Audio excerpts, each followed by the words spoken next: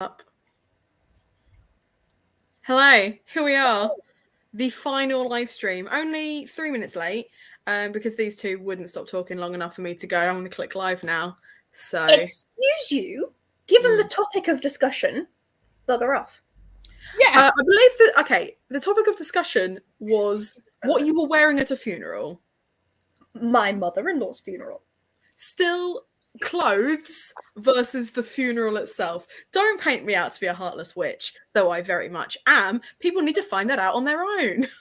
Yeah, but you also just ran and got changed. So. I got back with 2 minutes to spare, and you guys were still talking 5 minutes later. So don't give me that shit either, Becca. And I was about to praise you as well for being the only host I've had that was here from the start that made it to the end. Because I don't know if you've noticed, Lizzie's not here. Because Lizzie decided to go on fucking holiday, didn't she? The last book, 15 books later, and Lizzie's on holiday. Outrageous. My other half, you want to go to the pub? No, I'll come. I'll come to the live stream.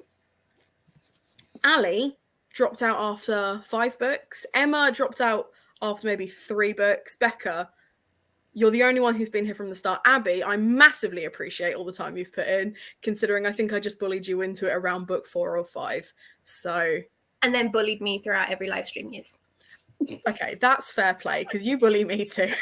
I was going to say, 1, that is just the truth. And 2, is it supposed to be an insult? Because it was not. No, of course not. Of course not. If anyone's seen this, I do the same back to you. It's fine. That's how I know we're equals. But that's what I just wanted to be like before we even started. Thank you, and big props to Becca for putting up with me for over a year. And I'd like to point out, this is something like a little behind the scenes thing. We've been talking about which read along we want to do next. Becca has exclusively recommended books, at least 17 books, like series with 17 books or more. No, the last one was 19. No, the Monsters of something. Not even Bone series is a trilogy. So. Okay, 1 out of the hundreds that you've recommended. Whilst everyone else is trying to shorten the list, Becca's like, right, I need to make sure these people stay friends with me for years. The only time we speak is once a month to talk about the book we've all buddy read. I'm going to have to make sure the next series is at least 22 books long, is my assumption. Given that, I'm kind of surprised she's not been pushing Discworld more. Because that's what I mean. That's like 47 books long, and actually Becca has been actually the most casual about it. So. The only reason for that is, well, there's 2 reasons. 1, there's another read along going on for. Okay, we can't do that. And 2, you both just froze there for a second. That was weird. But the second reason, I don't think that was us, Becca. I think that was you. Yeah, probably. But the second reason is because I do not want to finish that series because I am in denial that there's never going to be any more. So I'm just like, no, I'm never reading the final books. I'm just going to read 1 or 2 books a year, and that is fine because then it will last me decades. Well, to be fair, shall we start our discussion with the very last page of this and your point about series? Huh? What? Spoiler banner.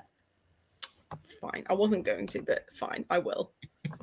What if someone pops in and is like, oh, maybe they're doing the non-spoiler bit? Spoiler banner. Oh, let's be honest. We spoiler from the start. Can I apologise? We do, but after his reactions to spoilers. To be fair, Derek Landy was an absolute G about not spoiling stuff. Okay, so hopefully if you're here, you have read or intend to read this last book. And if you intend to read it, you don't mind the fact that we're going to be talking about it at length. But as Becca mentioned about series coming to an end, I was really sad reading this one because I thought, oh no, this is it. We've been doing this for 16 months. And then Skullduggery Will Return is the last page. I could not be more thrilled, obviously. The Dead Famous Readalong continues. Not entirely sure when or what for, but I love the idea of at least once a year us meeting up to discuss the next in the series. Do you know what I mean? And I believe, we talked about this in the Grimoire, so I'm going to bring it up again. Abby, you asked about, was it you that asked about a spin-off series? Yes, I asked Landy 2 questions. One is one that Hannah gave me because I couldn't think of any others. FYI, if he had to choose between disciplines, he would be a teleporter. But I think that was circumstantial. I asked him whether Omen would ever have his own spin-off series. And he looked at me and he tapped my book and went, "Have you read it?" It's like, "Yes, I've read it. I've read that last page." And he said that he has been toying with the idea and that he genuinely does not know whether he's going to go ahead with an Omen series or not. However, the potential is there. There is potential. There is potential. Because he's shutting down people left and right with their questions. So, like, the fact that he didn't just say, no, there's potential. Yeah. And he's definitely got some sort of plan if he's written that message at the end there. Well, I think when we come to actually discussing parts of the book, I think that message is just to kind of remind us there were a whole bunch of things set up in this book that were not paid off. And if you weren't happy that those things weren't paid off, fear not, you know? Gog Magog. Gog Magog, for example. Speaking of, my mum called Gog Magog moron because she couldn't remember the name of the god. Yeah. And then she also called Omen moron because she forgot who Omen was.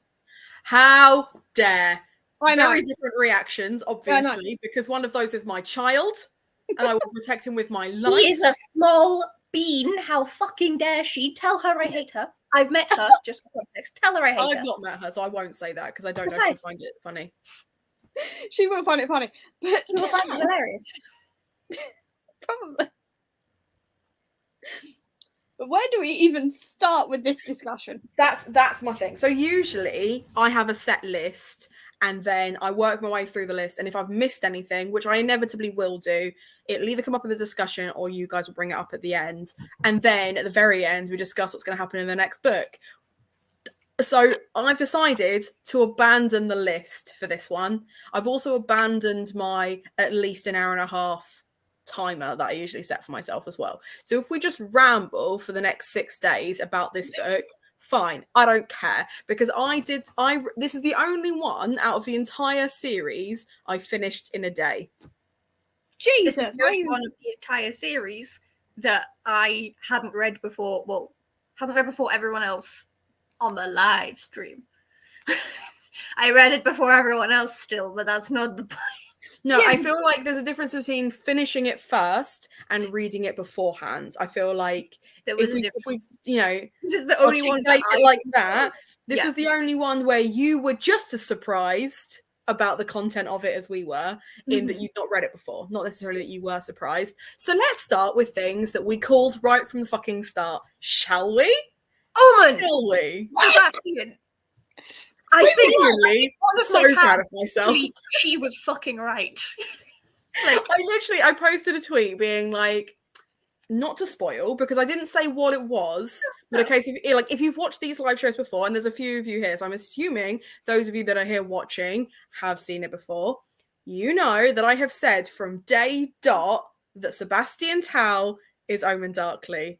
And what do you know? Pick up that phone, because I called it from the start, and I'm so proud of myself. And like I was talking to my brother Kieran about it because he was the one that kind of suggested it to me in the first place, but he then like ummed and ahed over whether it was Omen or Augur, and he also suspected it could have been who did he say the other day? He said someone the other day that I was just like no. So I can't even remember who it was. I've completely abandoned that from my brain. The whole time I was on Omen Darkly and Sebastian Tao are the same person. And there were loads of things that, like, as a reader and a writer, I was like, this has been set up so fucking beautifully.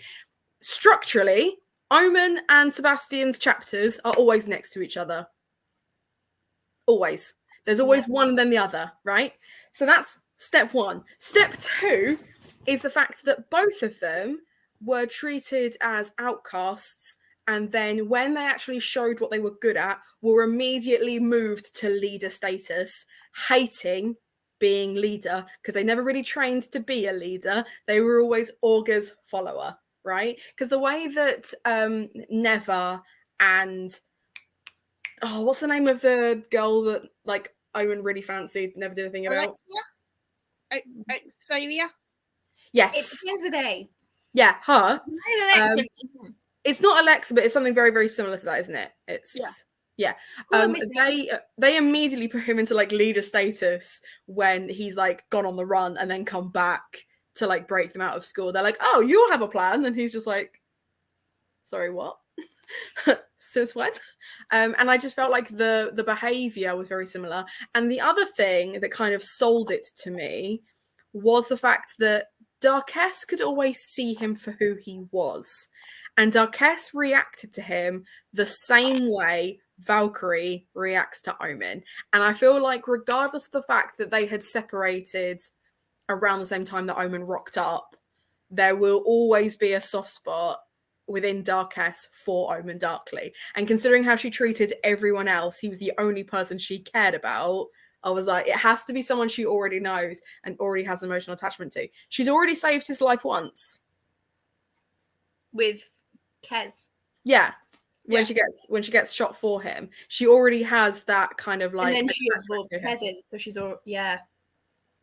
Mhm. I'm gonna be honest. Like we've already said this. I read all the other books before like chatting about this stuff with you guys. When I read Dead or Alive, the last one, we hadn't gotten up to any Omen bits yet in the read along. So I read all of these just kind of isolated. I didn't even fucking click. Well, you said it, and it makes perfect sense. And then I was pissed at myself because I was like, how the fuck have I missed this in every fucking book? Well, to be fair, this is like a classic Derek Landy plot twist, isn't it? Or like character. Exactly. So why did I not notice it? Because you just don't have a writer's eye like I do, okay? Sometimes That is we true. understand each other. You are Landy and both I just literature. understand each other. You are both literature people, okay? Leave me alone. Is it a rock? No.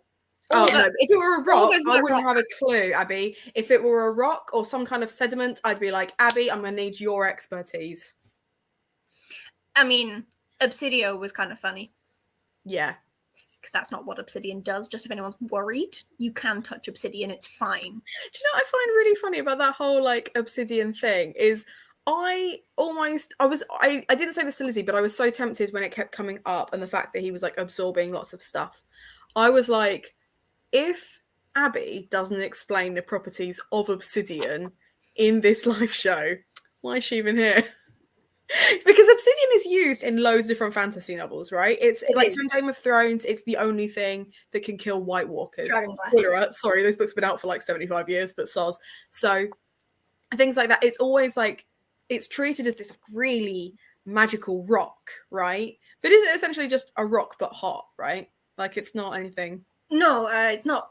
Well, it will I have. thought it's like when a rock gets heated really, really quickly and then breaks, it's obsidian that's like the leftover. No, am I wrong? This This is where your rock knowledge comes in handy, Abby. That is possibly the biggest possible simplification ever, to the point where like you tell that to like year 3. Yeah, that was the last time I did geography. That's concerning. I didn't really listen to my geography teacher at secondary school. He sounded like Kermit the Frog, so I used to skive that lesson quite a lot. Mine was ex-RAF and was quite scary. Mm. I mean, not that bothered me, but it made it entertaining. Mm. He used to blow dart the end of pen lids across the classroom. Amazing. No, mine wouldn't dare. It was a fun game in geography where you had to stand because basically I went to a grammar school. I was a posh twat. So when your teacher came into the classroom, you had to stand from your chair and then wait for them to ask you to sit down, right? Every teacher did it. With some teachers, they would like say to sit down like before they'd even got to their desk. Others would stand there and wait, make sure that everyone was paying attention, and then ask you to sit. It was a whole thing, right? It was a real pretentious school. Mr. Morris, it used to be a game after he told you to sit down to make sure you were the last person standing. And my favorite thing to do would be, as everyone else sat down, or like the wussy people sat down, I would tip my entire bag onto the table and go through all of my crap whilst standing.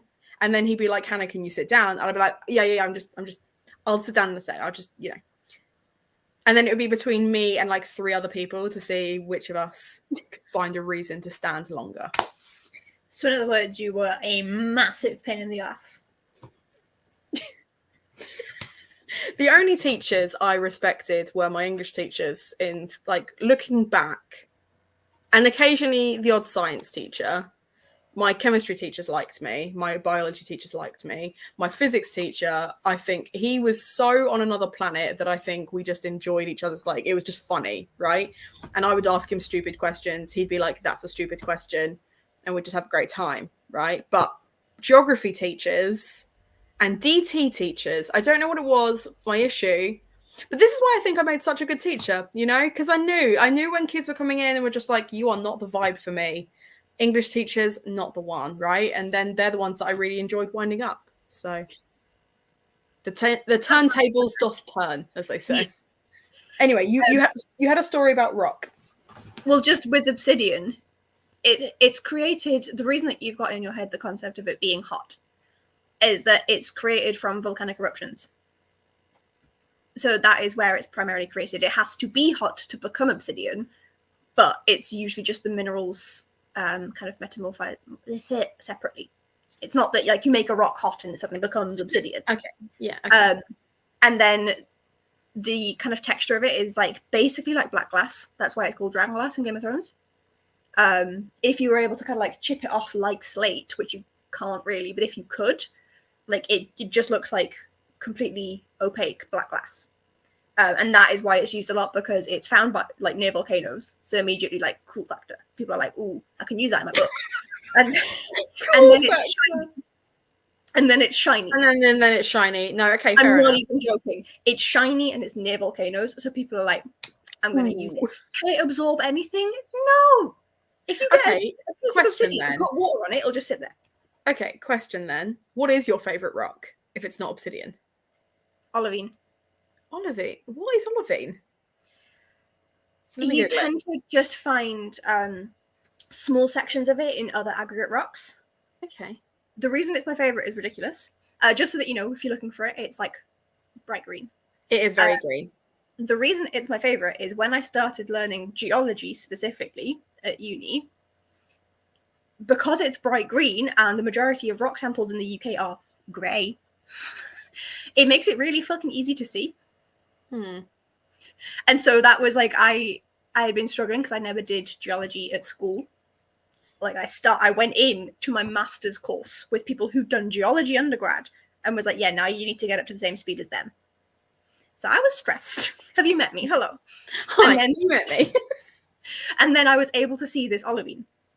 And like that, I was like, right, it's my favorite now. I don't care, it's my favorite. And it's a pretty little rock. So for my graduation from my master's, Chris got me a graduation present of earrings, a necklace, and a bracelet made of olivine. So I feel like olivine has to be in your Skullduggery Pleasant name, like your taken name. Olivine has to be in there somewhere. Wait, we were gonna make we were going to, but we never did because I still don't know what mine is. But I feel like would mine then be Olivine Pellinor or Pellinor Olivine? Either way, they're fun to say. They are. I think I like Olivine as the first name because it kind of sounds like Olivia, kind of. So like it sounds like a first name. It sounds like a fantasy name as well, which I really like, and I'm so tempted to write that into a book now. If you do, I want 5% of the royalties. Thank you. If I sell a book, I'm unlikely to get 8% of royalties. So you're asking for more than half there, bitch. It ain't happening. I want 5% of your royalties. If you get a pound, give me like, I don't know. Because like 5% of nothing is still nothing. Exactly. I've got to sell it first, you know? Sorted. That's fair. That's fair. I didn't need 5% of the entire bloody thing. Who do you think I am? Well, that's when you said it, I was like, Abby, think it through. I use kyanite quite a lot for like D&D character names. I just like the word. But whenever you look up the rock, the first thing that comes up is, this is used in washing machines. And I'm like, that's not a cool rock. Washing machines live longer with Calgon. Or kyanite. Anyway, back to the book. We've taken a detour, as we so often do. 20 minutes in, already detours. Is that a record? I think so. So how did you feel about Obsidian as an antagonist? Like, was he particularly antagonizing, or thoughts? I like the mystery of just following him and seeing what he was going to do next. I kind of wish he'd been spread across 2 books a bit more, with like him being more prevalent, because it felt like it was just, especially because by the end of this book we know that Obsidian is like solved, essentially just wasn't brought back. Everyone else was, Obsidian wasn't, sort of thing. And so it just felt really self-contained and like it didn't matter, despite the fact that he was like the person who did, like, basically we don't get enough build-up, in my opinion, about Obsidian. It's like literally this person has erased the entirety of the universe, but given that Obsidian is essentially a separate character from Augur, it's like when, you know, like Serpine was controlling Val, sort of thing. Like, it's separate. We got less than a book with this character that destroyed the entire universe. I wanted more time. So, yeah. I didn't care. I didn't care about him at all. Like, as a plot, like, he's like the main plot, right? He's the main antagonist. But for me, the Obsidian thing versus the Crepuscular Vise thing, to me, felt very similar to the final season of Game of Thrones. And I'm making a Game of Thrones reference again, because of course I am.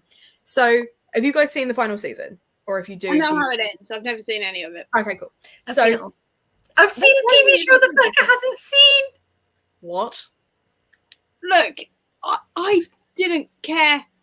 Okay, fair enough. Anyway, back to my point. So, in the final season, there is this massive battle with all the White Walkers, right? And then after that, I'm supposed to care about Cersei again, and I don't. And because Cersei is kind of like in and out of those last two seasons as this like ominous presence, they've got to convince her that White Walkers exist, blah, blah, blah, blah. She was a threat, but she wasn't an immediate threat. And I just felt like I had the same kind of energy where I cared more about Crepuscular Vise, but that is dealt with before Obsidian is. Now, I understand why it's done that way around, because obviously after Obsidian, nothing to be dealt with, nothing exists. I do understand that, but my problem was because so much time had been given. So I think the cat's scratching the door. I need to let him in because there's no one else in the house. Because so much time had been given to Crepuscular and his grand reveal that he was a child. I just, you know, I didn't care about a child. That is not what you're looking for. A child.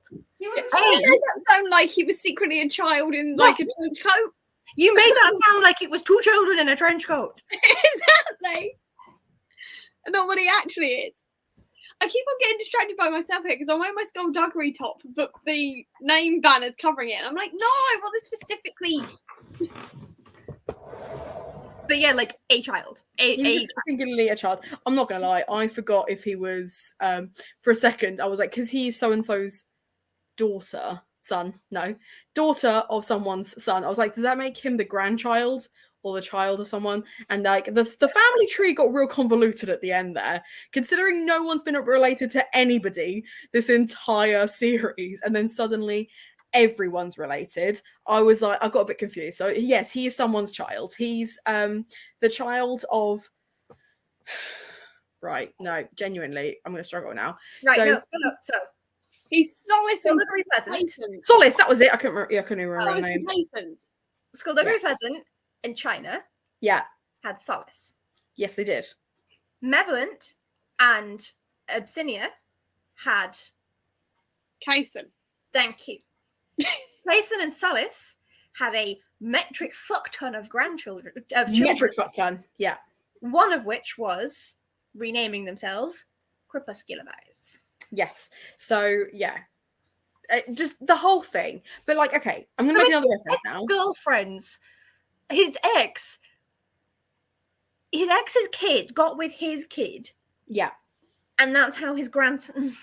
Yeah. Bit weird, right? And, like, okay, going to make another reference now. Have either of you seen the TV series Once Upon a Time? I've seen bits of it. I've seen it all, apart from Series 7. Okay, so you can confirm that the family tree of that show is fucking buck wild, right? Yes. And that's how I felt in this final bit. I was like, they don't all have to be related, Landy. They don't have to. I can understand them being related to China because we knew that Solace was China's daughter, right? That had been established way before then and was then like even like hinted at in the way they spoke to each other. And like then obviously the fact that like when they're like attacking each other, it's straight up mentioned. And I really love that China gives them no one else any chance to like discuss it. And she's like, oh yeah, by the way, Solace is my daughter, right? Why are you face pulling, Abby? What's going on? There's a child trying to get through my garden fence. Oh, I hate that for you. And she just caught my eye. Oh, Her mum's there. And her mum is now going through the garden fence. I think they're reaching for a flower. I'm not helping you. Please turn your camera so I can see, because like this is just really creepy. Well, because it's a literal child, so I don't really want to put it on the internet. You wanted a dandelion. There's a shit ton of dandelions outside of the fence because the grass is overgrown because the last people didn't cut it. Chris is doing it when he gets back. Why didn't you take one of them dandelions? What are you reaching through for? You get so Geordie when you're angry. Yeah. You, I get Welsh. Yeah, but right now you're going very Geordie. Yeah. Go on, go and tell him what for, Abby. The fuck? Or don't. That's cool too. No, I'm just letting them walk off. I can't be asked for this right now. I fully expected you to finish that sentence with pet or something like that. I don't know. Anyway. Sorry, what were you saying? I got distracted. We were discussing the ridiculous family tree of skullduggery. I quite like our bars are this far apart, and this is a small, slim child trying to actually don't get me wrong. I get how creepy that is, because I pointed out to Lizzie the other day that there was a child with its face pressed up against our back gate the other day, and she was like, I'm sorry, whose child is that? And I said, I don't know. And then we went outside to investigate, and the child wasn't there anymore, and I'm convinced this house is haunted. So, anyway, as you were. But yes, family tree. Becca. What I was saying was, I think Landy did it as a sort of sense of he started this series with no family whatsoever, and he's ended it with a ton of grandkids. Sort of like, so he's got, and we also don't know where the next book's gonna go. I mean, that's been Skullduggery's whole thing, is that he's alone. For the first, 6 books, it was that he is alone. He is completely alone. And after that, it was he's alone with Val.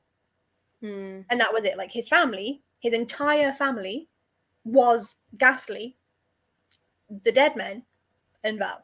And like half of the rest of them were just like kaput in various different ways, and there's just Val left.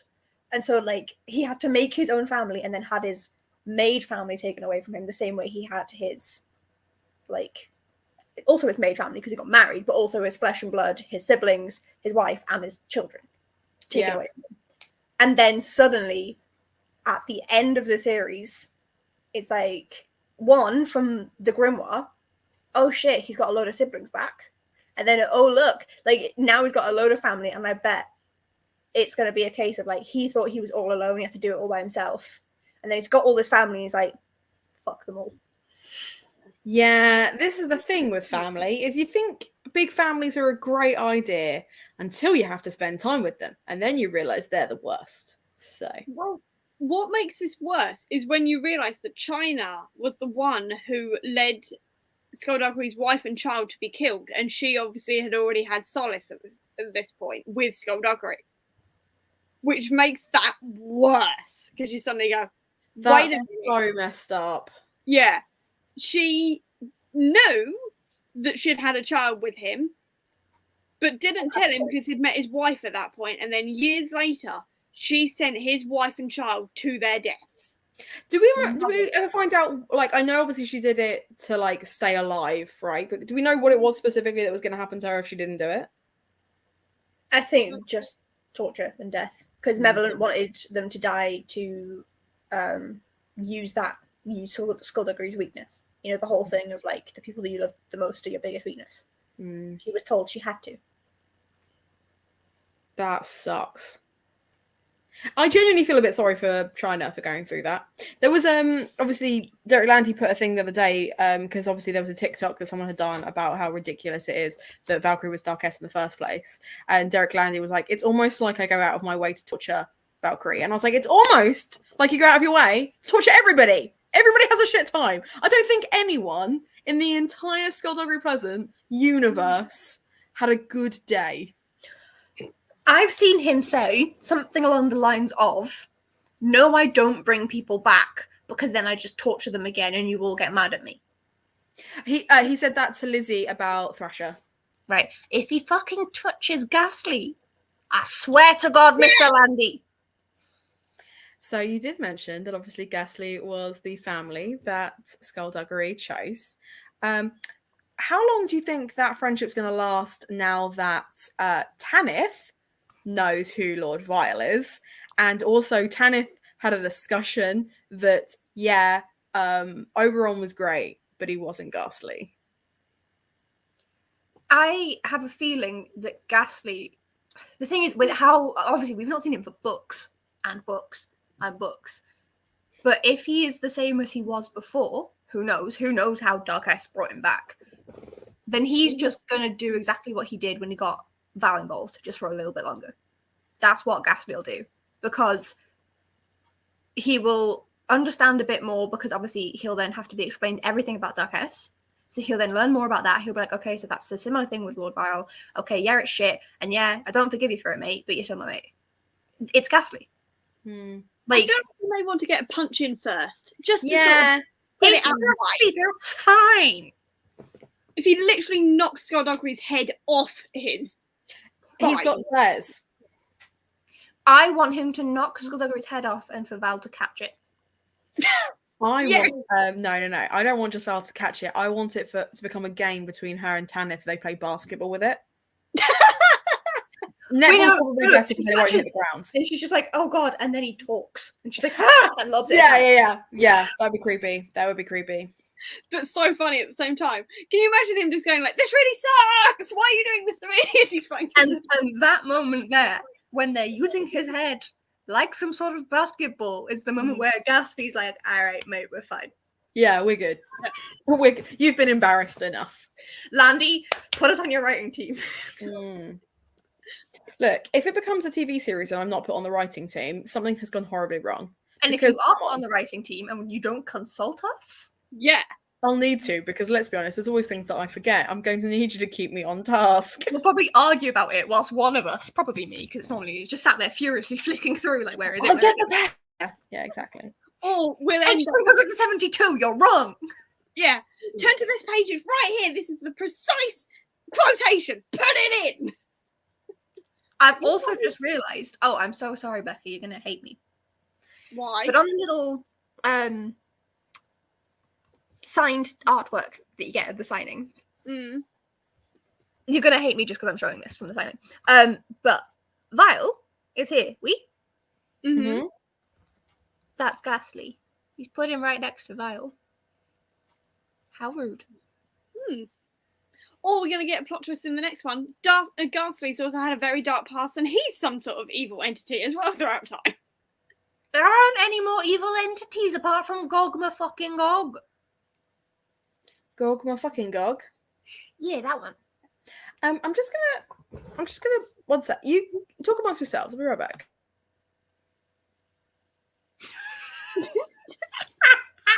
What the hell is she doing? God only knows. I don't know. I will say one negative. Well, apart from the fact that like we don't care about Obsidian enough because he didn't develop him enough, in my opinion. Page 9, one of my sticky notes. Bit clunky, not gonna lie. They basically try and explain all of the previous books. Like all of them, as in like it goes back to when they like killed Serpine in like the 3rd book or something. So like it's just a little bit. I understand why he did it because it's such a long series, but it just felt quite clunky. Yeah, but at the same time, I did quite like all the different references to the previous books throughout. Oh yeah, it was just a little bit clunky. Yeah. One thing we haven't mentioned yet, and that I'm sure Hannah will love to weigh in on when she comes back from whatever the hell research she's doing, / bothering the cat, who knows, is in the school, the fact that the new headmistress has holding cells and has like little, essentially those magical handcuffs to stop their magic. The whole school bit was dark as hell. I was not. Most of my post-its are just fucking hell. What the fuck? Yeah, it's bullshit. The darkest bit about it is that I could absolutely believe that's how a totalitarian government takes over. It's slowly but surely. Yeah. And with absolutely no arguments. Did you just go to get juice? No, the cat was being really fucking weird, but she was being weird in the kitchen, and I thought I'd grab a juice whilst I was there. Okay, fair.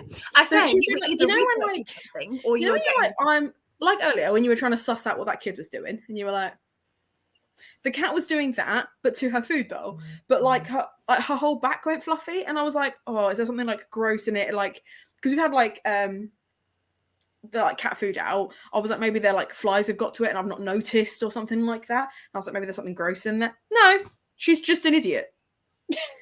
There's nothing in it. She's now eating the food. She couldn't give less of a shit. But I was like, I really hope there's nothing gross in there. Because again, only person in the house. So don't really want to have to deal with that on my own. They're not my cats. And thus not my cat food. So I didn't really want to have to deal with that. But it's fine. What did you talk about whilst I was gone? What did I miss? the school. Oh, Yeah. just was that? Well, Yeah. I made a joke about how you were either researching stuff or getting the cat. Turns Yeah, out well, the cat. it was the cat. Yes. And then we talked about how fucking dodgy it was. Oh, and we did also mention that I didn't like how clunky it was at the start. The way that he tried to like bring you up to speed with previous books. Like my post-it note literally says bit clunky, not gonna lie. That's Well, fair. more specifically, bit clunky NGL because they're tiny post-its. They're teeny tiny. They're just little tabs. So yeah, I but mean, then I yeah, don't the fucking it. school. I just went, right, I am just reading through this and pausing to do a vlog bit and then carrying on. Well, I did just start reading and I got about 100 odd pages through and was like, I want to tab this. I think it's the part where was it? Ah, yes, when Iradan Tomb got a death threat. And then Vowel, is it Vowel or is it Skullduggery? Skullduggery says, please tell me that Ragnar hasn't eaten it. And the fact that someone could have eaten a death threat, I was like, I'd like to tab this. I'm going to go back and quickly tab some bits. Speaking of that that's bit, fair. Abby, you'll remember this when I was talking about the god of death, or whatever it is. Was it the god of death? Gog Magog is the god of the apocalypse, yeah? No, I'm talking about the other god. No, the god of death. Yeah. Oh, the actual god of death. Okay, fine, yeah. No, Yeah. I wasn't. I messaged Abby after getting to that description. I'm like, he sounded a bit hot. So I was like, Literally, the first thing she did was, god of death sounds hot. yeah. Look, he was described as having like eyeliner and nail varnish and all the rest of it, and I went, that is a checklist of my type. This is not good. Becca was like, sign me up. Which is weird, because usually that's me. Usually I'm the one that's like, and they were sexy. Yeah, this was me. I was like, well, they sound very nice. I'm gonna hope you turn up again. A lot. And maybe later, seeing as god of death, possibly. Fingers you crossed. Because he was hot. Because he was hot. He was hot. I was just like, this is my type. This is seriously my type. With Crepuscular Vise, when like Omen it's kind of revealed to Omen what Crepuscular has actually been doing. I kind of loved Omen's reaction, which sounds awful because it was just a reaction of utter betrayal. It's like, are you kidding me? Like, I thought that I finally had someone who gave a shit, who was like, yep, we get on, we're going to be partners, and instead you were just using me. But at the same time, I liked that he grew a bit more of a spine. Like, he's had a spine the whole time, but you know what I mean? He sort of grew in confidence to the point where he could tell people to go shove it up their ass, essentially, by the end of the book. If it was an adult series, he would have told him to fuck off. Yeah. And I don't blame him for that. Bless his little con socks. Because, I mean, Omen went through it in this book. He found out about Crepuscular and all the rest of it, and then had the school stuff to deal with as well. And then went back in time in a plague doctor suit. And raised Dark S, technically. It was the scene when he takes off his mask and was just like, oh! I was just like, yeah, I can absolutely. His face, I was like, this is sneeze. Did that not just hit different as well after being in a pandemic and having to wear a mask literally everywhere? Because I feel like I do that. I'll wear my mask. And I remember the first time, actually, I think I've got a clip of it in a vlog somewhere. The first time I left the house after the first lockdown and I was like wearing my mask and stuff like that, and how claustrophobic I felt surrounded by people who weren't wearing one, wearing this thing on my face for more than an hour and how just horrible that felt. And obviously, like, I knew that in the grand schemes of things, it was for my own good. And to be fair, I have had COVID, but from one event that I actively didn't wear a mask because I was like, everyone here has been double jabbed and boosted. I'll be fine. No, it was not fine. Rookie move. So I could empathize so much more from going through that, because I don't think I've ever really, like, I've seen like the Man in the Iron Mask and like even Akatar where they've got these masks on all the time, and I've never really understood how much that must affect a person to not be able to take a mask off. I think there's a point when you get used to it, and then there's a point past that where you then are like, nah, because obviously like nurses and doctors even pre-pandemic were wearing these masks for hours and hours at a time for entire 12-hour shifts. And they seem to be saying that, like, yeah, it sucks, but you get used to it, sort of thing. So I think that's pretty much like the limit. And then once you get much further past 12 hours, it's like, get this shit off me. Yeah, basically. And he had to do that for like 2.5 years. I couldn't have done that. Scratching that itch on his nose, he can't even get it through the suit because he's got the beak on it. And it's just like imagine just being like, oh yeah, I don't need to eat, but I remember food was nice. He probably could empathize with skullduggery more than anyone else now. Yeah. Because when he was like in a human body. Yeah, you and just like, wait, I'm hungry. There's one thing that Owen will not sympathize with skullduggery about, though, and that's the fact that skullduggery got a human body and went, I want to put my dick in things. Yeah, he did, didn't he? Although, I do love Landy deeply and truly for the fact that he refused to let Valduggery be a thing. Like, this man gets a human body and is like, the penis is activated. And not once does it activate in Valkyrie's direction. I mean, I genuinely think, like, so you get to a point where you know your characters so well, you also know absolutely what they would not do. And if you've decided straight up that they are a father-daughter, friends, platonic relationship, you don't cross that line. And if you do, you're probably Colleen Hoover. Yes. But I just, all the people who do the Valduggery, I just appreciated that he literally made him a walking sex addict and was like, no. Yeah. Are you okay?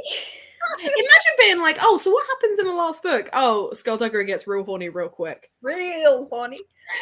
And Tammy's walking away with a little swaying hips. No, the way he reacted to China was like, I can't even look at you. Yeah. And Valkyrie is just like, he'll be fine. And the fact that they've had a kid together, the fact that he then couldn't look at her hits different because it's like, man, you've been there already. And he's like, and yet, I'd go again. I'd go again. I'm just so surprised that we haven't had him doing that yet. Like, there's been so many instances where his bones have almost been broken apart. Like, the faceless ones and all that. Like, obviously he couldn't there because he was in a different dimension. There was no one else. But he's had, like, people try to torture him by doing that.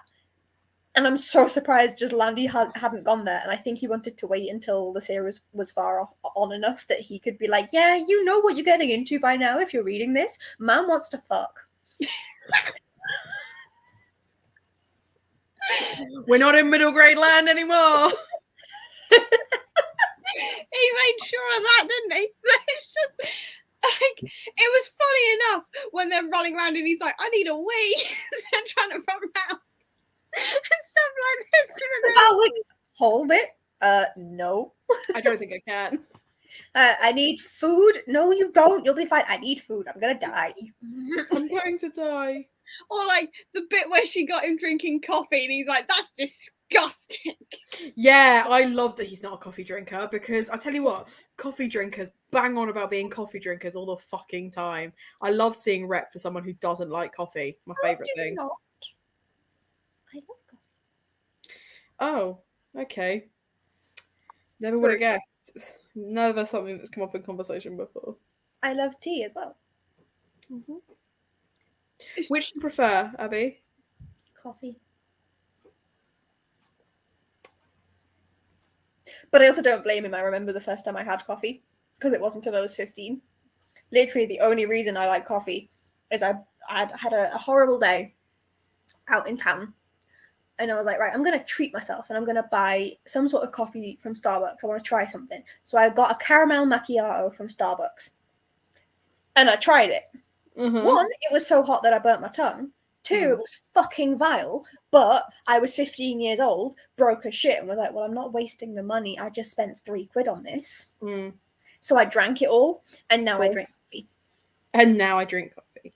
So I also didn't like tea until I was 19, and I was like, well, considering what happened with the coffee, I should just probably force a mug down myself and I'll be fine. And I was. Okay. See, I was the opposite. My parents used to put tea in my milk bottle instead of milk because I was more likely to drink it.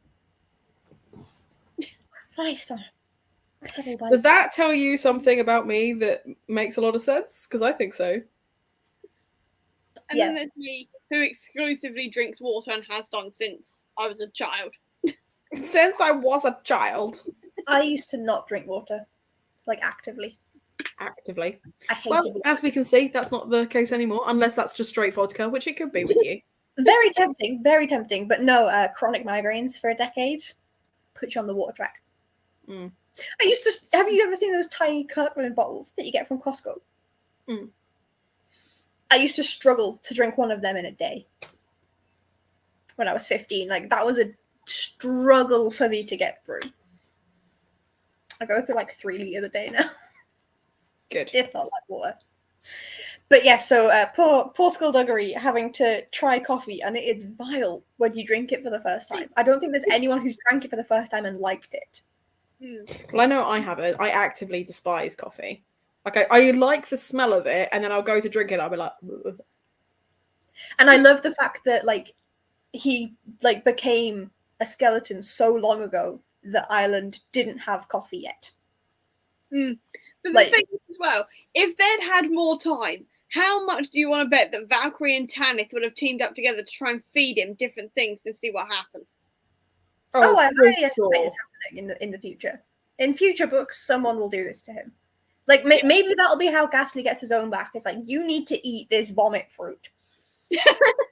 No, have this really hot chili. See what happens. I feel like if you're going to get your own back, you don't tell someone it's going to be hot. You just go, hey, try this.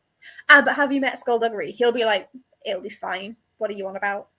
Yeah. Like, you think I can't handle No, spice? in which case you have to double bluff. And you have to go, oh, I can't eat this. It's too spicy. It's absolute. Oh, I bet you couldn't eat it either. Sorry, what? Challenge unlocked.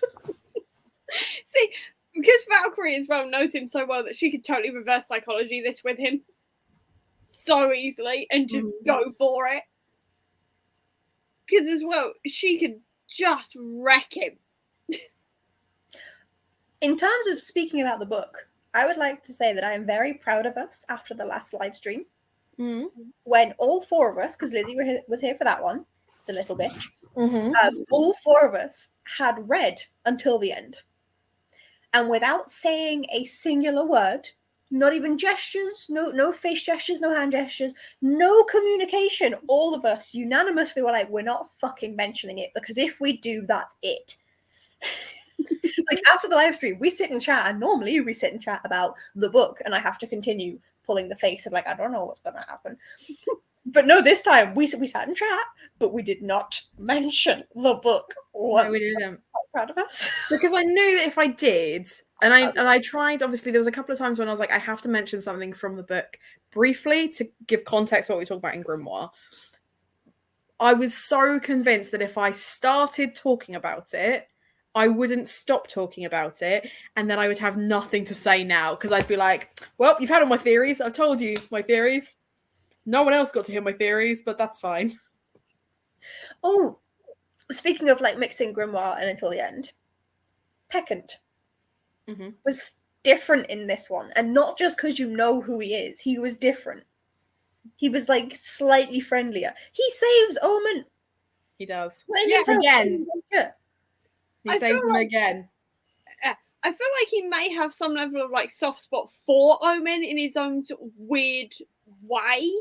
And he was the same way that Skullduggery does for people, yes. The family all just seems to be a bit fucked in the head. Yeah. can you blame them though with their past? No. Or the future to come. Yeah.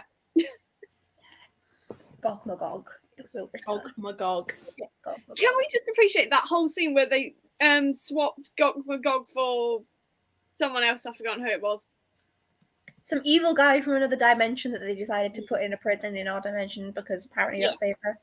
And it was like, oh, so that's where they put it, because obviously in the Grimoire it was all redacted, so we had no idea where the hell he was. And it was like, oh, it was just something like, and he was buried in an unknown location.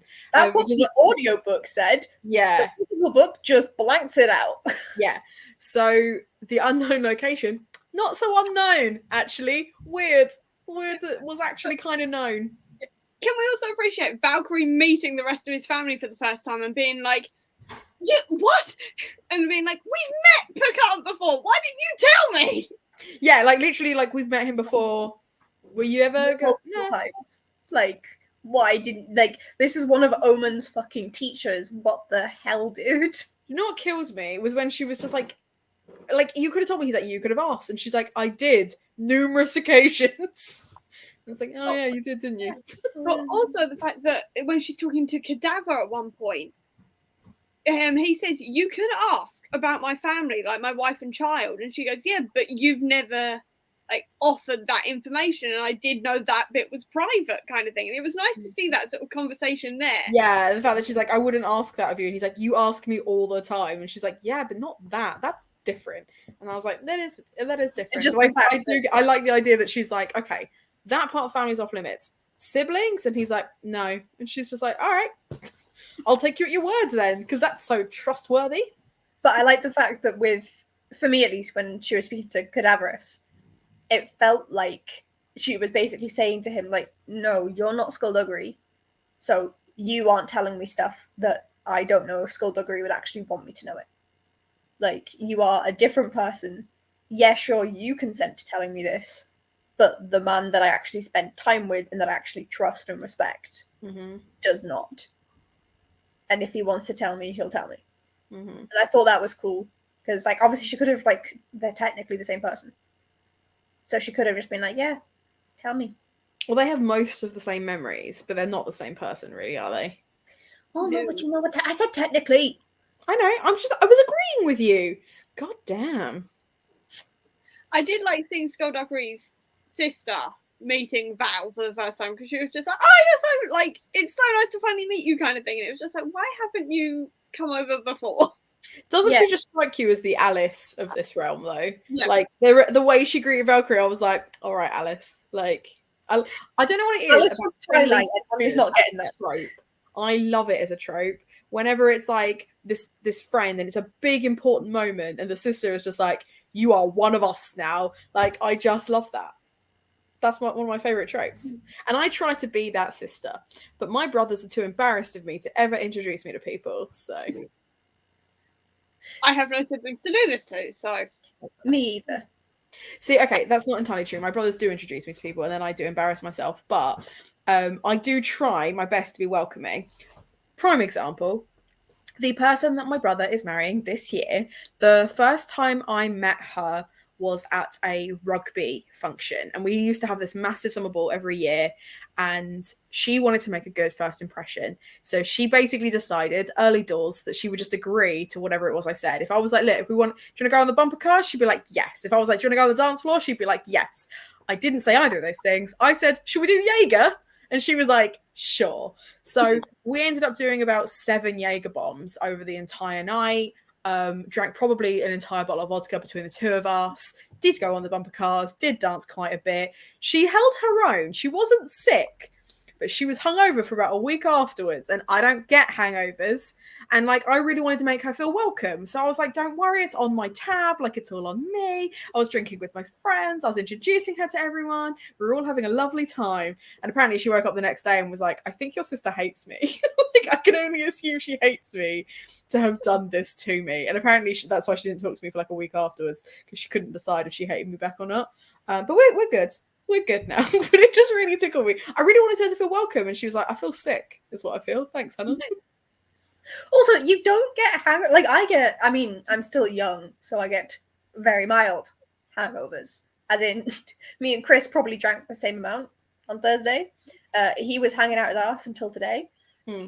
And I had to drink, like a litre of water, get some fluids back in me. I didn't feel good, that dehydrated. But after that, I was fine. I'm convinced it's a genetic thing because my dad doesn't either. My mum does. My mum will hang for about a week afterwards if she has like one glass of wine too many. And my brother Will gets hangovers. Kieran doesn't drink at all anymore. I don't think he got hangovers when he did. But he doesn't really get anything out of it.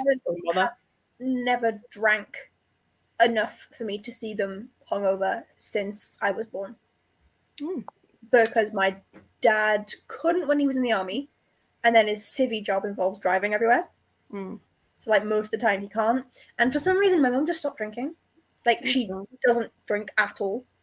Like, it's not for everyone. Like Kieran's the same. No, he never had a problem with it. He just chooses not to. So if people go out for a drink an entire bottle of schnapps by herself. Yeah. Night out and just down it. I've been told. I thought they were lying to me, so I went and asked my mother, and she was like, "Yeah," and I was like, "I've offered you a sip of cider," and you're like, "I don't do alcohol." What happened? It's just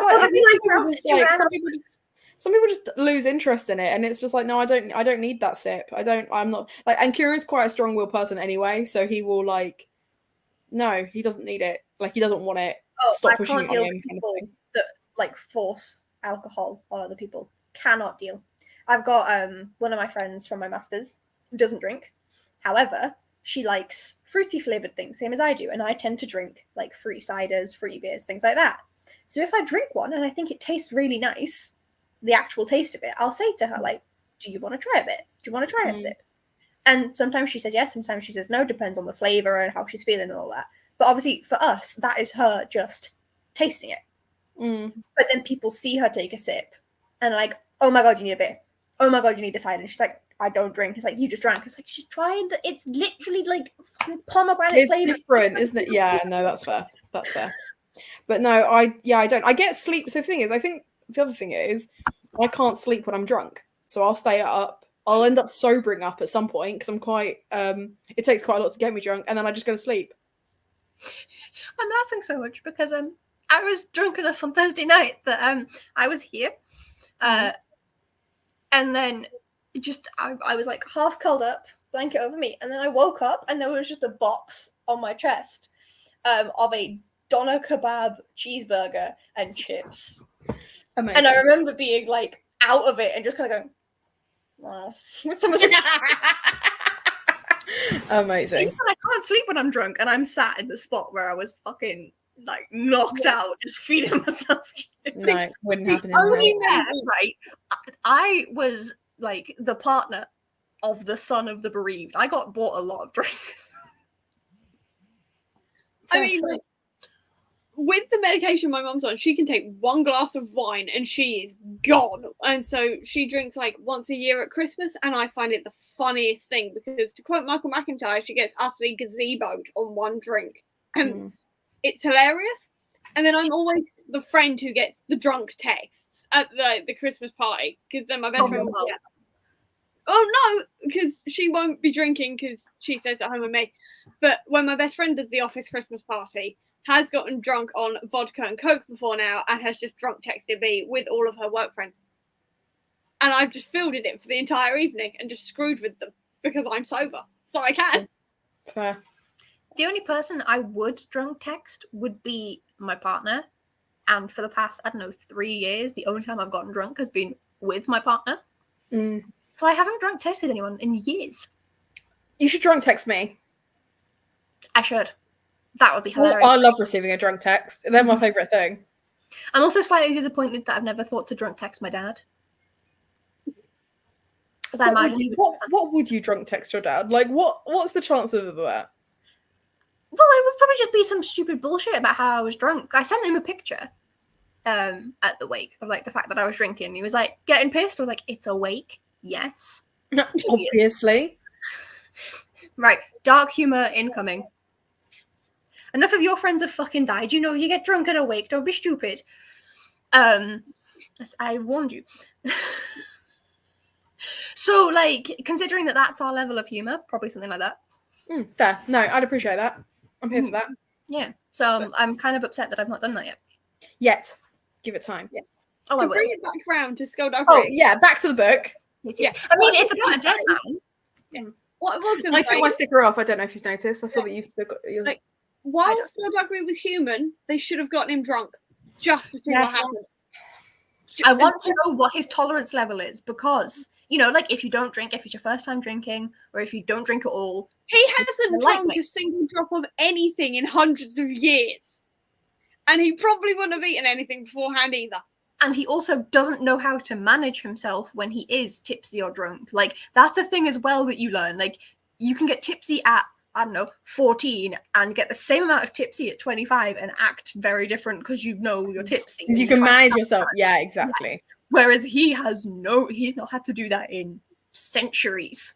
And he's a lightweight. And it's like, let's get some Jaeger in you. I'd love like a little Gimli and Legolas moment. I would love for like him and Cadaver to go out drinking and for Skullduggery in his human body to be like, oh. And then Cadaver to be like, I think I feel something. Like just like the idea of like the two of them. I feel like that would be such a fun scene. And also especially if Landy were to get the third one in and actually get Sherlock in as well. Because Sherlock does hard drugs, so alcohol's not going to affect him the same. Imagine like the monster hunters taking human Skullduggery for a drink with I'd watch that. Oh, that'd be so funny. Skullduggery would grab Fletcher and be like, "You're okay. Very useful, boss. Stupid hair. Very useful, boss. Stupid hair." Or it would be like, shh, shh, shh. I like your hair. Like it would just, and it would just be like, and then like he'd just be there to be like, and it would just be shit like that. Do you know what I mean? Like one brain cell doing its best. Like, my skin is so soft. Is this what normal skin feels like? just like start stroking him, just like yeah. For sure. Wait, no. Drunk Skullduggery with only Fletcher because the others have had to go and do something, and they're like, "We're not drunk. Skullduggery's drunk. Fletcher, look after him." Mm-hmm. And then Skullduggery's like, "Can my hair do that?" And they end up spiking up. And just like in like fucking what is it? What were they called? The twins? Oh, not Skullduggery Pleasant. Jedward. Oh, Jedward. I'm sorry, is Jedward not who you think of when we talk about Fletcher's hair? Oh no, like, it is. I reckon when you say twins, hair. But when you say twins, they're not the first twins that come to my mind. No. True, but like literally, that is how I envision in my head Fletcher. And no, that's fair. Jedward's hair. Yeah, no, fair enough. That's just what he looks like. He's just a Jedward twin. It's fine. It's a Jedward twin. I just want to see Valkyrie react to him being drunk as well. We should just probably be like, phone. This is going to everybody. Okay, but what about a Fletcher and Skullduggery scene that is kind of like when Thor takes Natalie Portman's boss drinking? Oh, yeah! Like, you made his ancestors proud. One of those moments, but it's just like Fletcher's got Skullduggery over his shoulder and just kind of like drops him on the floor, just leave him there, it'll be fine. Yeah, like he came, he drank, he made his ancestors proud. Exactly. He made his ancestors ashamed. Back to the book, because I feel like we're going to be annoyed if we don't discuss this. I'm trying to go through my little notes. No, that's fair. Val being kind of faceless wand by China. Deprogrammed, as it were. Deprogrammed. Chapter 56, when it kind of fails at first, and Creed kind of like gets her afterwards and says, "You're safe," he said to her softly. "You're safe now." Literally, post-it note, bastard. I found that so creepy. Do you know what I really loved? I loved the bait and switch of that, of like, because the idea that China, who's been kidnapped and tortured quite a few times now, was no damsel in distress. That was part of her plan all along. Really, to me, have you guys seen the Scooby-Doo movie?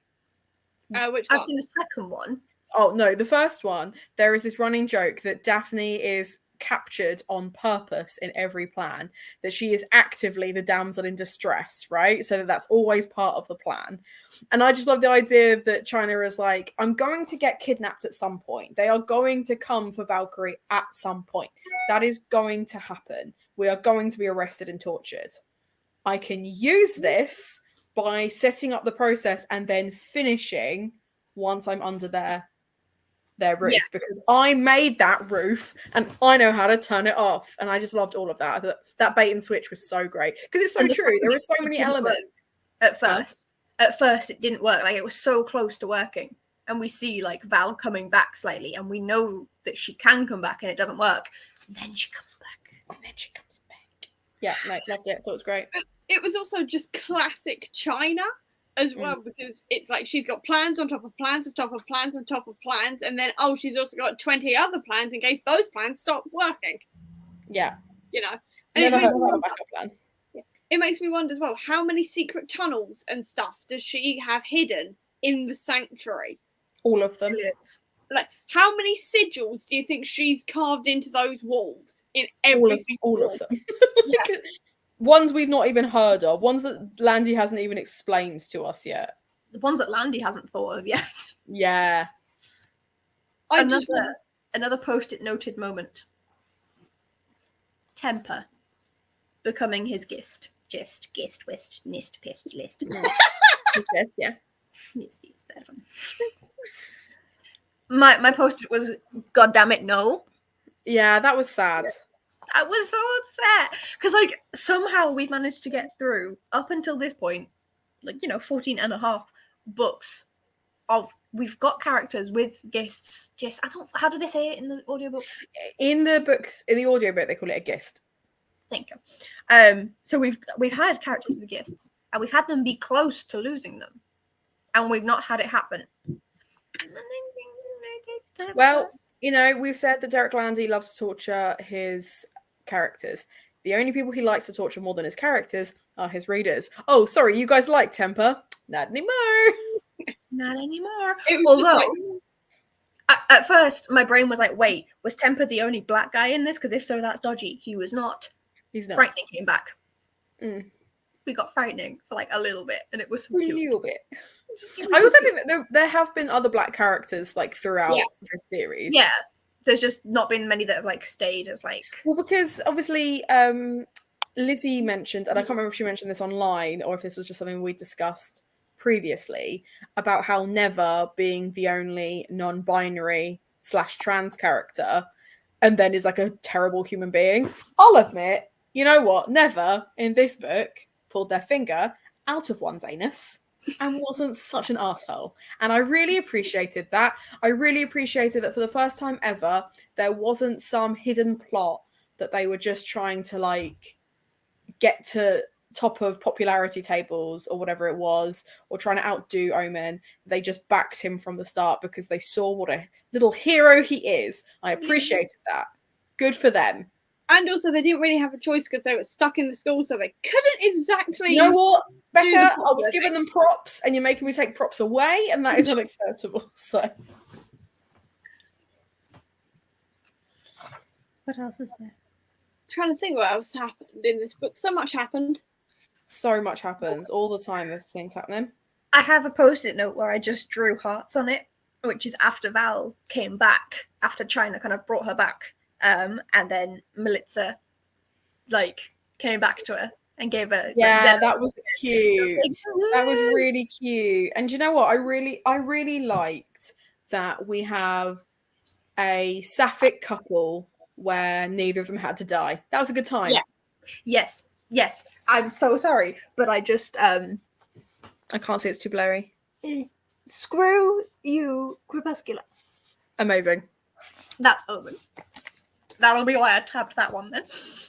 I'm so glad Omen did get to say, you aren't treating me right, to like several people. The only thing is that his parents got redeemed. Oh, yeah, that was boring. Hated that.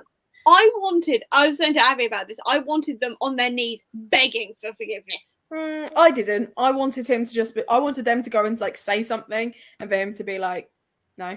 Go away. Yeah. And to do the thing that that Augur always wanted to do, which is, just tell his parents to get stuffed. Yeah. The thing is, like, even just the fact that at the end, like, with Augur as Obsidian, they're saying, like, leave your brother, like, and saying all these lovely things, and it's like, did you ever once think of saying that to either of them. Like, why does it have to be on your deathbed?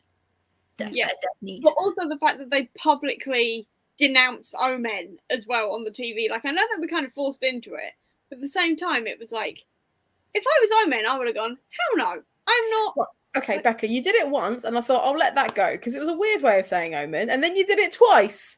Sorry, who is this Omen of which you speak? Omen. How are you supposed to say it then? Omen. Omen. Omen. Omen. I'm used to saying Omen because of good omens.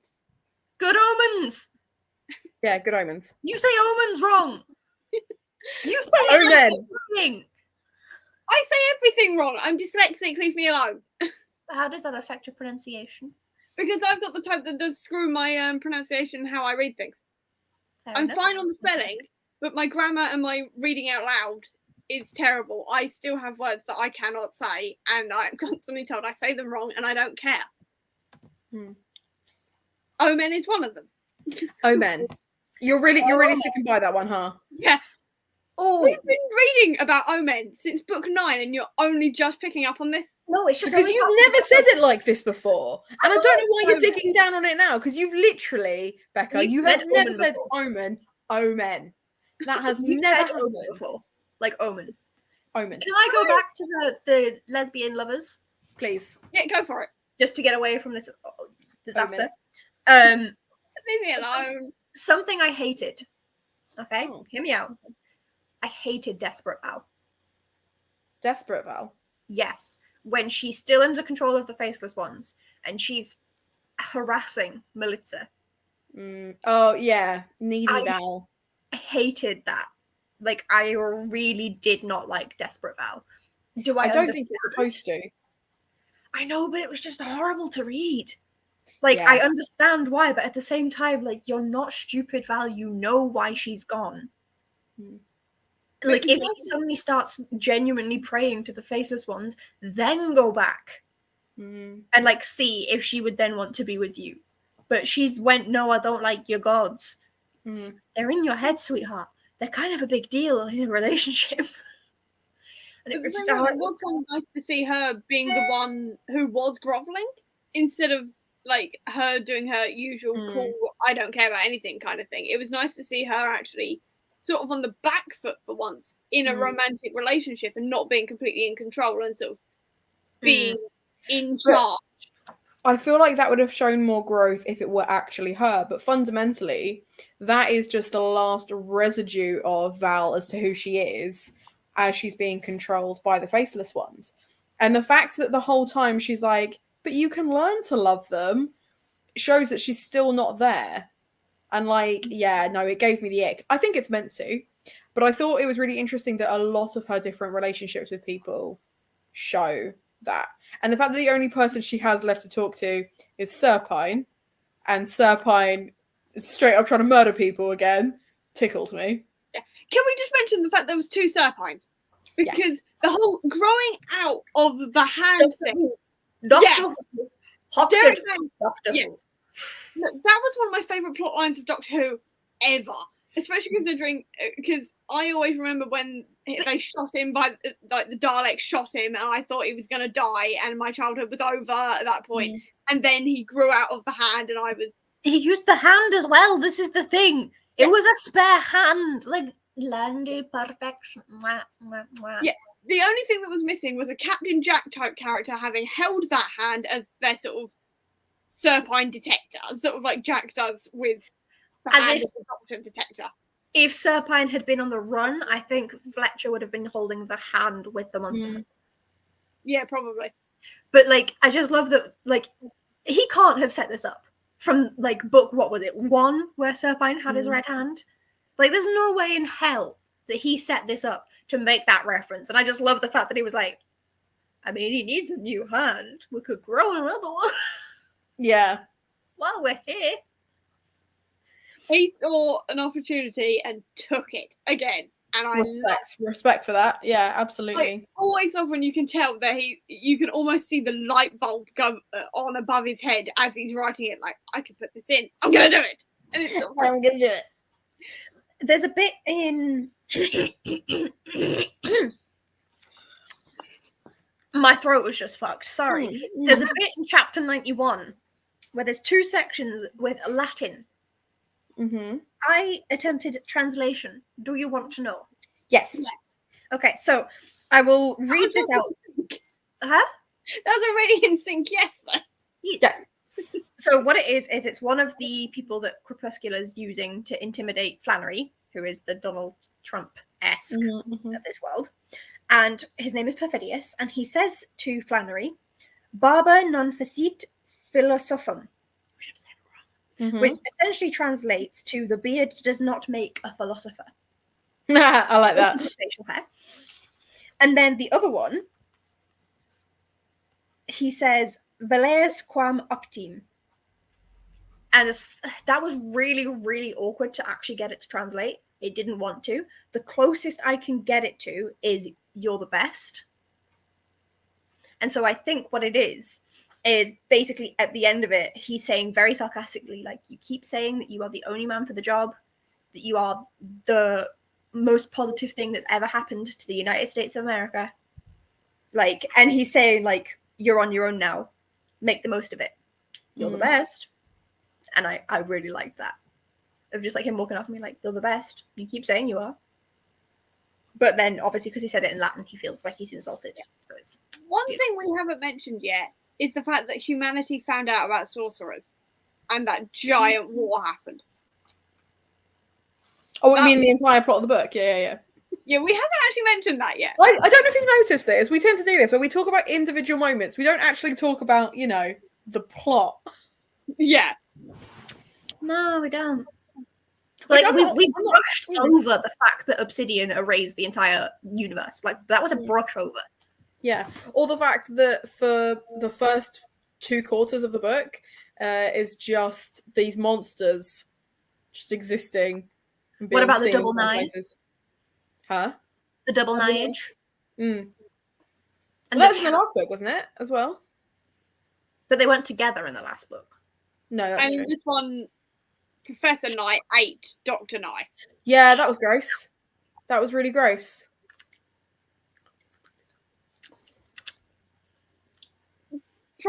I just want to make a Hannibal Lecter reference now. Go on. I was going to say he ate him with fava beans and a nice Chianti. He did. He didn't, but he could have. Yeah. But yeah, so humanity found out.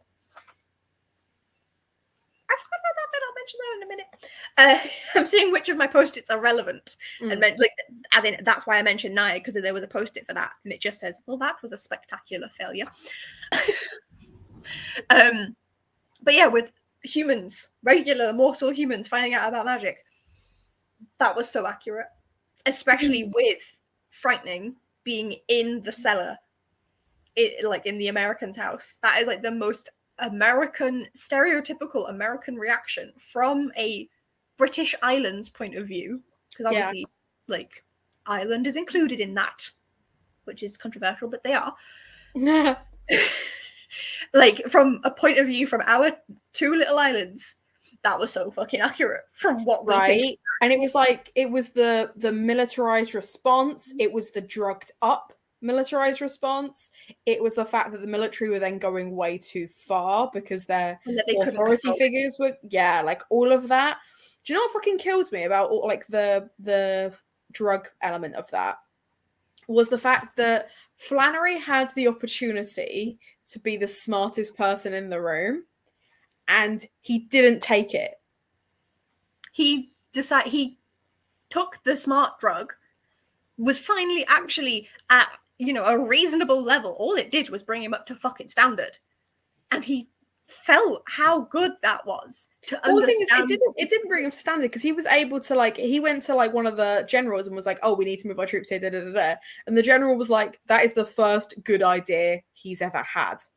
But the idea that the general hadn't considered it, that he was given it by Flannery, so he was obviously given some level of it, further intelligence, right? Even Nye level intelligence.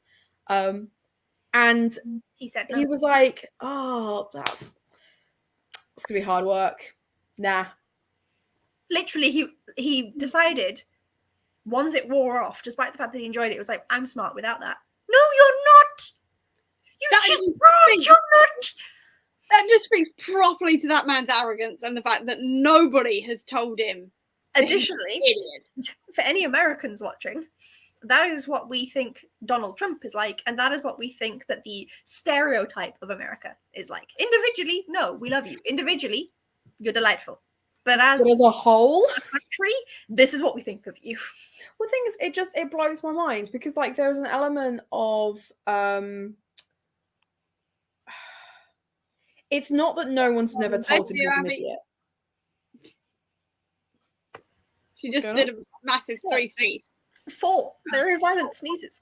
Nice. It's not that no one's ever told him that he's an idiot, because he's told that he's an idiot by basically everyone that has the balls to say it to him. It's the fact that even when he's told he's an idiot, even when he's shown he's an idiot, he doesn't believe them. That boggles my brain. The confidence is astounding. Oh, to have the confidence of a mediocre white man. Yeah. Mhm. I was going to call him middle class, and I was like, is he middle No, class? I think he's upper class, unfortunately. Yeah. So, Unfortunately. I loved having that point of view, though, to go back to the war from the normal family as well, because it was really nice to see like how everybody else is reacting to this. And it was basically, get your guns, we're going to do this ourselves. We're going to also very American. Well, yeah, because they have like full-on militias. So again, did not surprise me that was their response. Wasn't surprising. Highly amusing, however. And they fully burnt sorcerers at the stake, despite the fact that they were the ones doing the helping. Yep. That sounds like America. Yeah. I mean, it sounds like humans, to be fair. To give Americans some slack, it sounds like humans. Yeah, that is absolutely humanity. Like, they're trying to help us, they're different. We're going to kill them anyway. They're different. The plot of the X-Men. Yes, it was the X-Men. It was 100% the X-Men. I was going to make that comparison myself, but yeah.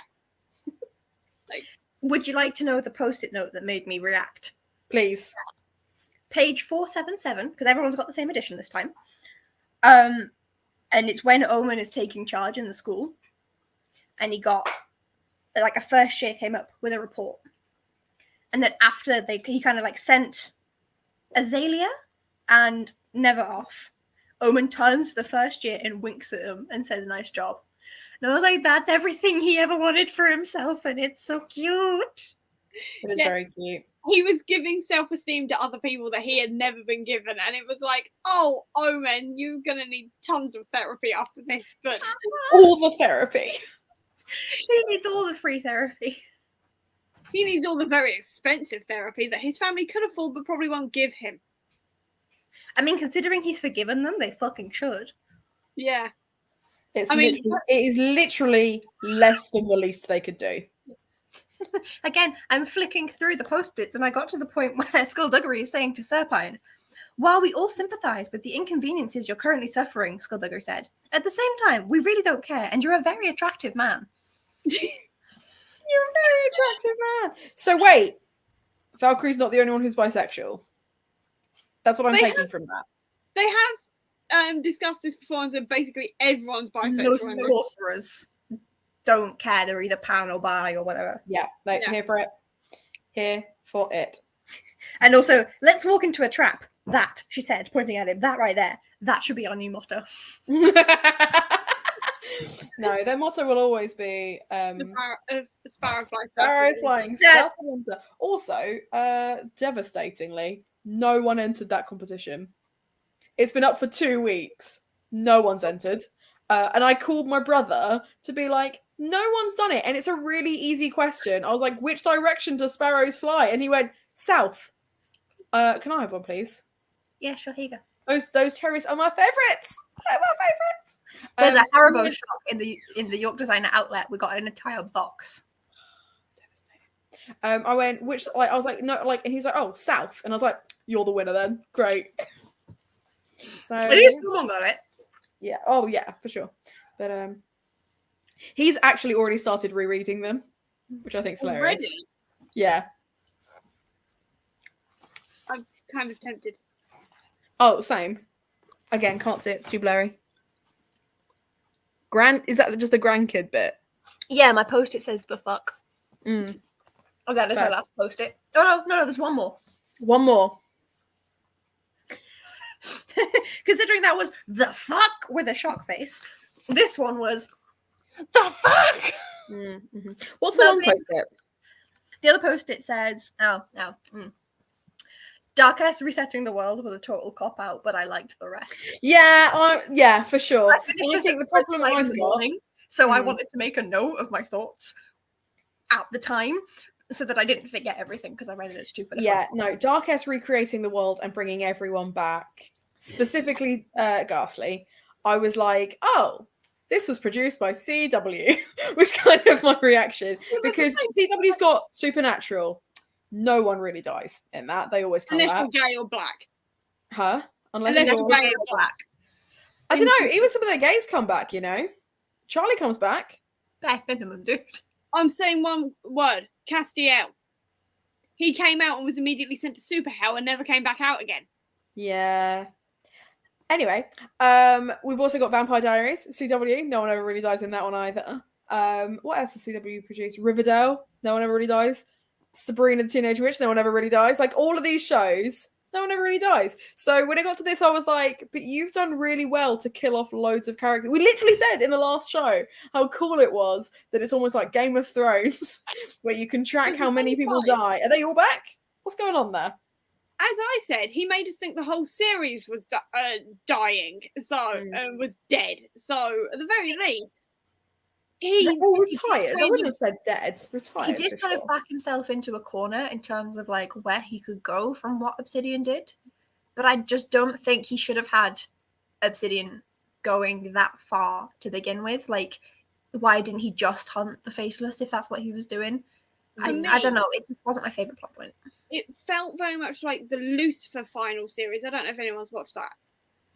Well, in the Lucifer series, it's all going really, really well, and then his daughter suddenly turns up, and she says, "You were never there when I was a child," and all the rest of it. And through wibbly wobbly timey wimey stuff, it means that he can't change that. So when she goes back to the future, to her time, he still has to leave.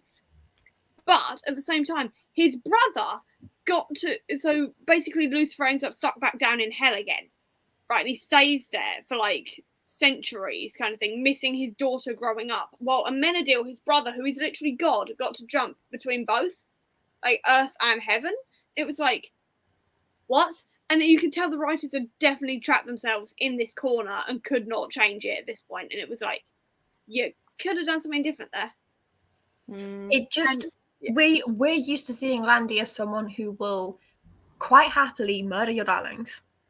And to see him recover all the darlings, it felt like a massive cop-out and a letdown. Like, I finished this book confused because I was expecting to be, like, upset because people that I loved were dead. And instead, I was like, everyone's fine. And whilst that's great, I'm also not pleased. And the only thing for me that will redeem this, like, fully, properly redeem it, is if whatever he ends up writing next, because we know there's more coming, if shit goes down. Which it will. Oh, it will. But, like, as in, like, people need to die. Yeah, but which they will. Yeah, this is the thing. It's like, he's got 15 books. And at no point has this happened before. For the grand finale of the second season, it did. I will be disappointed if it then becomes a running theme in the future books, but I doubt it. Like, if this is the only time he does it, and he gets harsher as he goes on, because me and Becca have theorized that he could now move on to an adult series. So if which he should, because even this one says 11 plus on the back, and I'm just like book 4. No, but like it shouldn't. Yeah, no, it should be adult by now. Yeah, that was bordering on new adult. That one, I think. It needs a different age rating. But yeah, so like if he then goes fully dark, and he's like, okay, yeah, I brought. I mean, obviously he didn't actually bring people back in terms of like people who've died already, but Temper is now able to live like a better life than he would have. China isn't dead. I was expecting China to die. China didn't die. She just got old. Oh, that is something that Lizzie and I discussed, and I feel like Lizzie will be mad at me if I don't mention it. Well, Lizzie that's felt it was a really raw deal for China, that China still lost her youth, even though she got her life back, but she came back as an old lady. And I said that I've had this theory from the start I think that it was a China has a kind of like Yennefer from The Witcher type curse thing, right? Where she has used magic to make herself more beautiful than she was. And now that magic is a curse because no one really listens to her. They kind of just do what she says Okay. because they're so enamored with her because it's part of the magic thing. And no one really listens, like sees her for who she is, except Skullduggery, right? Whereas now that she is older and has lost this beautiful youth or whatever, she will be able to actually express herself as who she is. There is a moment in her speech. Okay. There's like a moment in her speech where she says something and she's like, and that's not a joke, and everyone stops laughing. They are listening to her, and I'm here for it. Sorry, my love started mowing the lawn. What I love though is that she's now running the school. So she's now again at a source of power with a whole bunch of knowledge there. But she's not running everything. It's sort of like she's. And I think that I personally think that her losing her beauty was a blessing. Yeah. For her. Because it's not like her getting old means, like, it's not like in other series, other worlds where, oh, you've suddenly aged, you're going to die sooner. Yes, sooner, but she can just maintain her age. Like, at this point with her magic use, she's fine, she'll still live. And she now gets to experience the world without everyone just immediately, you know, doing all of the stupid, like, batting their eyes at her. And she still has a solid group of people around her. Skullduggery probably isn't going to even fucking notice because he's stupid.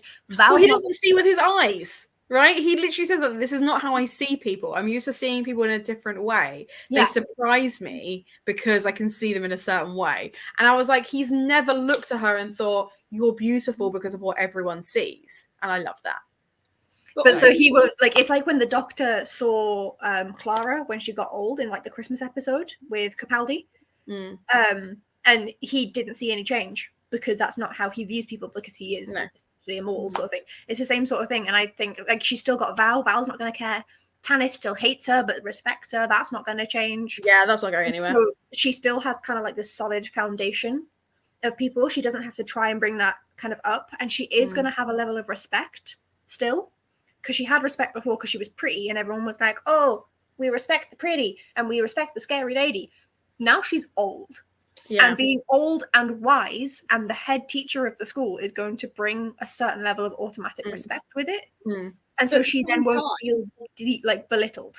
But at the same time, are people now going to underestimate her again, not because she's pretty, but because she's old? If they do, they're idiots. Also, can I just say that this thought has just cropped into my head, so I'm pulling this literally out of nowhere, and I'm going to make a Harry Potter reference.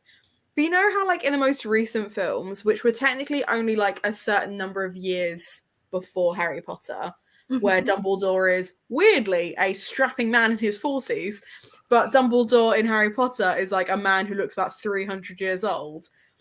To me, this kind of feels like Derek Landy being like, and isn't that stupid? Like the idea that like no time has passed, but she looks so much older now, and she's running a school. Even though she's smarter than all of the politicians put together, she's running a school now. That to me felt like that, and I like just in that moment, and I was like, if he has done that to be a petty little bitch, I love him all the more. It was sort of like with Charles Xavier as well, because obviously James McAvoy and Michael Fassbender do all the prequel films, which end supposedly 10 years before the Patrick Stewart, Ian McKellen one start, and everyone went, what happened in those 10 years? Because they really old, you know. Like, if you're gonna do that, lads, like at least use makeup to age the actors as the films go on faster than they naturally would age. Like, you can do that. Yeah, we don't cover the James McAvoy and Michael Fassbender pretty here. We do not cover that up. No. Can I just say that if you watch all of these live streams throughout, you will have Becca go from very reserved to, oh, this man hot. And it's quite funny. Yeah. Out of nowhere as well, seemingly. Yeah. Just kind of like like the one, like the grimoire one, pretty much around there. Just This is what happens when I get comfortable. uh, Yeah. it's gonna be any other series that we read. Yeah, I'm still Our convinced. main character's a skeleton man, so like it's kind of hard for people to want to. Yeah, I feel like we need to be careful with the next one because if there's any kind of like love interest in it, I feel like Becca's gonna be like, but are they hot? Do they wear black eyeliner? Are they horny? Do they have rings? I have a type, leave me alone. No regrets. No regrets. Blame the emo phase that I never grew out of. I was gonna say What the phase? fact that you're holding your hands here, right? And then just so many freaking wristbands. I'm like, yeah, you don't have to say the emo phase you never got out of. We can see it. Becca, you are the walking, talking billboard for it's not a phase, Mom. Yeah. Also, Yeah. I love the fact that I've just spotted behind you. You have a box of tissues with Spider-Man on. It's got all of them on. Oh, okay. I could only see. I'm sorry. What is Spider-Man doing? I don't know. I don't think I ever. That's such a weird angle. I know. So why are you looking at his booty while he flies? Hmm. Don't look at his booty. Mm-hmm. Okay. Now I'm wondering what you can see in my background, and I can just see the little trash fire. Well, I've got. I don't know if that's like a board game or a box of chocolates on your shelf thing. I'm intrigued. This. Yeah. This is a puzzle that Carrie got me Yeah. to try and distract me and Chris from everything. Oh, I was really hoping it was going to be chocolate, to be honest. But Unfortunately, it's not. However, that you can tell it's a map, Mm. like the background. It is like a map of the Earth with all of the mythological creatures from all societies on the locations, and then there's a sheet. There's like a poster of shut up, fuck off. There's a sheet that's a poster of the puzzle, and it tells you all about the mythical creatures. Mhm. So I'm going to do it Wow. later. I love that. For And then- you. I also really enjoyed Shut Up, Fuck Off. Yeah, shut up and fuck off. Shut up, fuck off. Trash fire. You don't seem to be appreciating the trash fire. Because I can't really see it. It's just an orange blob. Realise. It was hiding Actually, those. More Oh, cute. Yeah, I It's couldn't even see that all the way back there. It's even better actually if it still has batteries. I don't know. If you hold the batteries in your hand and warm them up, you'll get more battery life out of them. Nice. It's a trash fire. What's that from? Because that was an internet meme, wasn't it? I don't know. Chris bought it and he was like, "It's our first decoration for the house." Oh my god. To be fair, my first decoration for my house was a green ram's head, which is up there. I've still Mine got was it. a literal dumpster fire. Oh, and this, which is Valor Morghulis, Yes All Men. So it's Game of Thrones and feminist. I don't know if you can see that. I know I keep making Game of Thrones references. That's why. Your girl obsessed. And then I've got more crap. There it is. There's the ram's head right up there. I'm slowly bringing Chris around to the side of Yes All Men, because obviously he's a man. Mm. So at first he was like I don't want to say it because I know that everyone laughs at people who say it, but like, and I was like, yeah, that's not the point. And as I've kind of like explained like more and more examples, he's like, yes, all men. I'm like, yes. Yeah. And also because yes, most men just doesn't sound as cool. Yes, the yes, we majority have to of assume men. that every man will do this because if we don't, we risk death. Yeah. Doesn't have the same ring as yes, all men. No. So yeah. At least he's learning. He's learning. We He's like learning. that. We do. We do. Right. Well, is there anything else we need to add? Oh, what did you score it? Actually, that was usually the first. I got really excited then. The only thing we haven't said is what we've scored it because I think I gave it 5 stars. 5 stars. I haven't run it through Corpile, or have I? Mhm. Let me check. Oh, I have. I ran it through Corpile. 5 stars. 5 stars. I gave it a 9 for everything across the board. So characters, atmosphere, writing, plot, intrigue, logic, and enjoyment. Yeah. I don't know how I will feel once there are more books. I have a feeling my rating will change at that point because then I can be objective. Mm. But right now, it is the last book in a series that I've been reading since I was 11. Oh, that's what I was going to say. As they say, Valkyrie. I found this really fun actually because it says Valkyrie started these adventures at 11 and ends them at 26. I started reading these books at 11 and ended them at 26. I was just like, You're Valkyrie. no! I was like, wait, Skullduggery, I need to run off with you. I want to be Valkyrie. I want to be. I would like to be Tanith, which I think works because I am the oldest here. So. Oh, I am not hot enough to be Tanith. I'm also not pretty enough to be Val, but like that's not the You point. say I am. Yes. Thanks. Bitch. I think I'm feisty enough. I've also got the correct accents. Yeah. But Yeah, come don't on, have a even go if you think you're hard enough. I just feel like, you know. That's one of my favorite quotes. Well, come and have a go if you think you're hard enough. It just makes me think of football hooligans, to be honest. Come and have a go if Go if you're hard enough. Yeah, exactly. Anyone who's Which- not yeah. British right now is just like, what the fuck did they both just What do? are they doing? They're having a Or break. European at least. Welcome to Europe. We all do this. Welcome to Europe. Run. I guess we'll have to leave it there then, because we haven't got any other books to mention future-wise. The only other thing that I think might be worth mentioning is obviously they're doing new stories in the Armageddon Out of Here. That's out on the 7th of July, by the way. And I it's need to available for pre-order pre-order.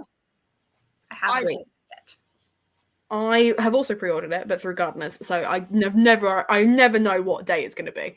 It's a pleasant surprise to us all. So inevitably, we will reconvene for that. In the meantime, if you have enjoyed this read along and you've enjoyed our shenanigans, the three of us and Lizzie, and hopefully Ali as well, maybe even Emma, who knows, are looking to reconvene for yet another read along. It will not be 22 books long though, Becca. So if you have any ideas on what books you would like us to read along, please feel free to drop those in the comments down below. I love starting a new series, and preferably it would be a series that has finished, so we don't have to wait for the last book. And preferably one that I haven't read. Yeah, no, Because we've got a whole it's spreadsheet set up so that we can avoid Abby having to fight against spoilers. So My poker face, we've established, is wonderful at avoiding Wonderful. spoilers. But I want to be able to join in with the predictions. yeah, Because you guys will make exactly. predictions and I'm like, that sounds like such a fun one. But if I join in, you'll think it's true. You'll think it's true, and I mean sometimes they were true. Sometimes. Oh, as soon as she said that Alice was evil, dear Christ. Honestly, that killed me when it finally was revealed, because there were so many times and you were just like, oh, and I was like, I'm going to put our best bits into a video so that it's up on my channel. And Are I'm you just so gonna have tempted to pictures just, of my face just like a Yeah, split just second of being like, that's proof. yeah, like go back and You like know, get this all of is your like poker face Abby moments. Cam. So you sort of see Abby Cam reactions to all of this. Abby Cam. Yeah. Hey, I did exactly. well enough that you guys didn't know. Didn't have a As we clue. read through. So whether or not there are little hints and stuff, that's fine because I didn't spoil it. And that's the main thing. I do remember there was a bit where I think it was on book 13 where I was like, I still don't know who Sebastian Tower is. I'm convinced it's Omen. And you had already read Dead or Alive by that point, and you were like, okay, we don't find out in Dead or Alive. And I was like, I need to know. But anyway, Because right. I just this wanted has to been- join in with the discussion on who it could be. And I'm like, just to establish, I have no fucking clue. Okay, so yeah, the one thing you could guess on. But this has been a really good time. I can't believe it's been a year. That's insane. I That's know. insane. I mean, we've both moved house. Yeah, like our lives have changed. We've come out of a pandemic. Yeah, it's mad. Insane. But Absolutely. I've loved it. And I hope to see you all again very soon. So I will leave it there and I'll do the awkward wave.